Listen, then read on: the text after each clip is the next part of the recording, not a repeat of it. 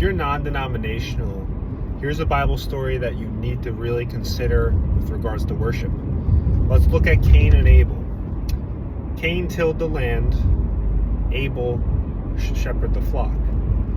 Cain's worship was rejected. Cain's offering was rejected. Abel's offering was accepted by God. But from that Bible story, we can concur that the way we worship and how we worship, one way is acceptable, one way is not. So why wasn't Cain's worship acceptable? St. Augustine in City of God actually talks about this. The Bible's not entirely clear, right? Abel's offering was the first of his flock. It was likely his very best, the highest form of worship. Abel's offering included a sacrifice. Now, Cain's, on the other hand, whether he had intent, aspiration, there really was not a sacrifice, right? So let's look at the modern church now. Let's look at the non-denominational church.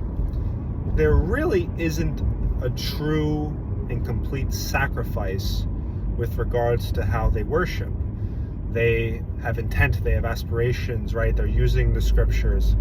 They're worshiping God.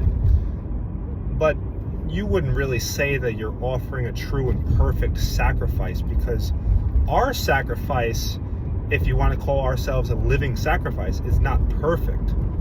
The only perfect sacrifice was Christ on Calvary. Now, the Catholic Church, if you understand the Eucharist, is a representation of Calvary. A representation, not a re-sacrifice. We are not re-sacrificing Christ. That's a very important distinction. The Mass is a way that we can join in with our living sacrifice to his sacrifice on Calvary in the representation. That's why the priest says our sacrifice and yours. He's asking us for our personal sacrifice. We offer everything to God, our entire lives, everything we do, bodies. So, think about this from a non-denominational perspective. Is your sacrifice a true and perfect sacrifice?